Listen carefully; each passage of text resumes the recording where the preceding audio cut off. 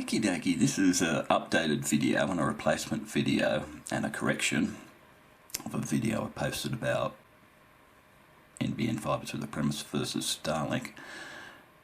The 270,000 figure mentioned in Hansard is apparently correct, as it's been pointed out to me, and it references a CCC document, which is the Communications Market Report 2024-2025, which states that Starlink reported over 250,000 Australian customers as of July 2024, and the latest figures provided to the ACCC shows a customer count has grown to 375 retail customers, and I'm assuming that's broadband customers. I'll take that on face value. But what I would still like to point out is the fact that yes, Starlink still has put up its pricing, so that part of my video was correct.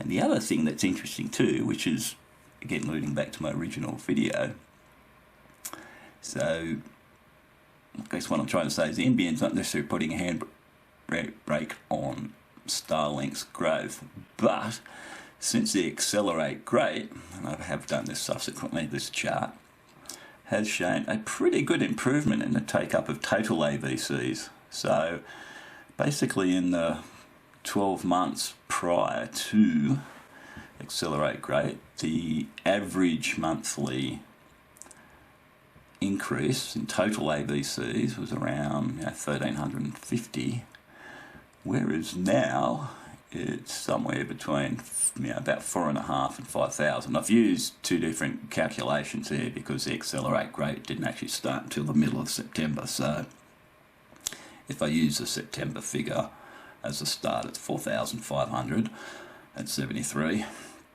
and if I use October, it's 5,000. So you know, it's like, okay, well, Starlink's growing and significantly growing, but where's it pulling those numbers from? Because while Skymaster has dropped, it's dropped probably about, I think the peak of Skymaster was about 130,000, it's now about 65,000. So let's assume all of those have gone to Starlink, and maybe some out of the fixed wireless footprint, because the fixed wireless footprint has dropped a little bit, but not that much. So the question is, where are all these people taking up Starlink? Are they taking up Starlink because it's a backup to something, or it's, you know, it's the police and fireys and the rest of it taking up? Just not convinced that Starlink is smashing the NBN, as some people have said. So, you know, is it pulling aside from Skymaster? Has it taken away customers from the fibre to the node areas in particular? As I mentioned in the previous video, I'm aware in social media of people replacing fibre to the node with Starlink, or even in the HFC footprint. So I think it's a more complicated picture that Starlink is somehow smashing the NBN. So, and as I said, the accelerate rate certainly indicating that the NBN's getting more customers, at least prior to the previous 12 months. You know, at least they got something to offer that's decent in terms of high speed and reliability and even cost. And as I said, Starlink's put up its pricing. So yeah, so there you go. So as I said, this is an updated video. It's a correction. The 270 figure in Hansard is actually apparently correct. So, well, it is correct.